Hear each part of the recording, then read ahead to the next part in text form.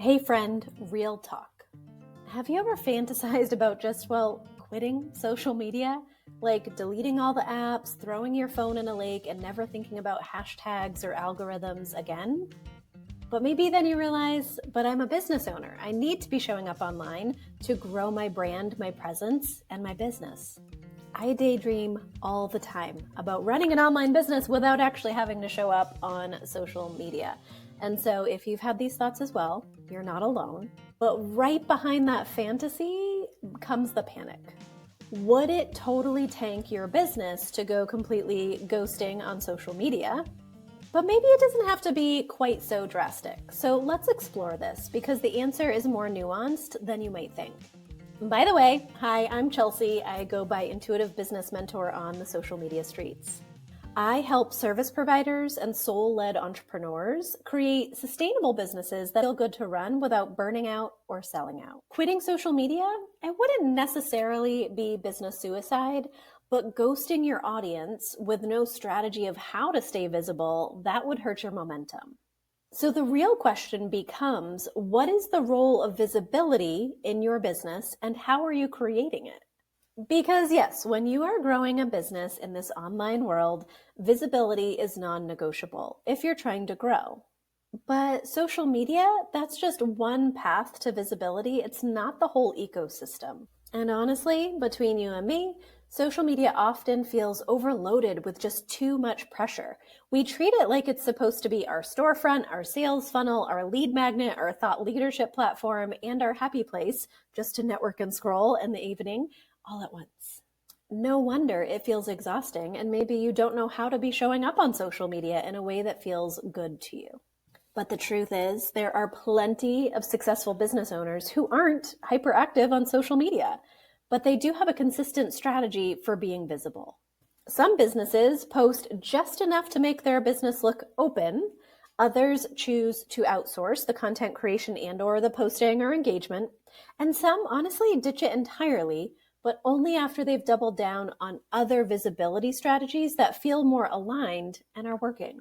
So if you are starting to resent the time and energy that social media drains from you, or you're planning a pivot like launching a course or growing a membership, this could be the perfect moment for a gut check. Here are a few questions to ask yourself. Where does your audience actually spend time when they're online? Where do you personally feel energized showing up? And what would it look like to build a system that doesn't rely on daily posting as your growth strategy? Let's explore some aligned visibility methods that can absolutely bring traffic to your website and offers without feeding the algorithm gods and goddesses every single day. Let's do a quick rundown of some alternative methods for driving traffic that you may not be familiar with or maybe you haven't tried before. Let's talk blogging and search engine optimization, or SEO. This can feel like a long game, but once you get it going, it can be fairly steady.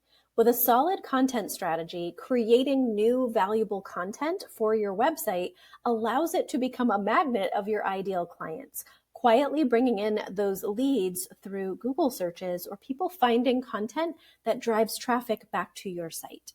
Now, we can't forget about your email newsletters. Yes, maybe use networking or social media to grow your newsletter list, but once people are on your subscriber list, if you like writing or sharing thoughts directly, your email list can be your most loyal audience.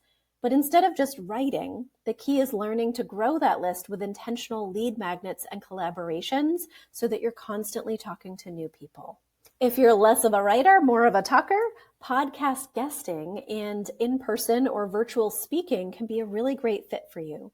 Why build a whole audience from scratch when you can borrow someone else's? Speaking on podcasts or panels or keynote stages puts you in front of a warm, trusting community that already cares about the topic and has no trust factor with the host who's bringing you in front of them.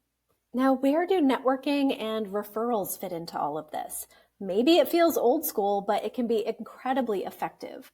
Especially in service-based businesses, strong relationships and an intentional referral network can absolutely fill your calendar without you posting even once. However, you might realize that some of those people being referred will look for you on social media, and so staying active to some degree likely still makes sense. Now, if you've got the budget, paid ads can absolutely be a part of your visibility strategy. Targeted Google ads, Meta ads, Pinterest traffic can drive eyes to your offer with no TikTok or posting required. Now let's talk Pinterest for a second. Some people think of it as social media, but it actually functions more like a visual search engine. It's evergreen, scalable, and way less high pressure than Instagram or Facebook, so could be something worth considering, especially if you have blog posts, YouTube videos, podcast episodes that you could be driving traffic to and getting more eyeballs on. Okay, so I'm not sharing all of these options for you to feel like you need to tackle it all. You don't need to do all of these. You just need to choose one or two that feel aligned and build consistency and clarity around those behaviors. While it might seem nice to say, I'm just going to throw my laptop out the window, right? Because you just can't picture yourself making one more Canva post for social media. Quitting cold turkey isn't probably your best option. There could be a happy medium between burnout and visibility on social media. Maybe you scale back to 1 to 2 thoughtful posts a week. Or instead of creating original content for social media, perhaps you repurpose from longer form content like YouTube, a blog post, or your podcast. Or maybe you commit to showing up for social media only through collaborations, like scheduling out live interviews or joint lives that feel less draining and more fun, and also get that benefit of getting you in front of new audiences. The goal is to stay present enough so people know that you're still in business without letting it steal your peace. If this is resonating and you're in that space of figuring out what's next for your own visibility strategy, I encourage you to check out the Intuitive Business Community.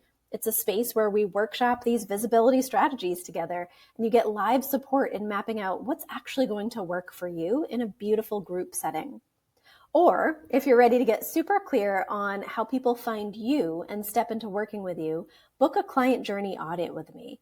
We'll look at how to attract aligned leads, increase conversions, and clarify where your energy is best spent. Links are in the description, or just reach out if you've got questions. And if you got value out of this, I encourage you to subscribe as I tackle more topics that are relevant for coaches, healers, thought leaders, speakers, and authors. If that includes you, you'll want to be here for the ride.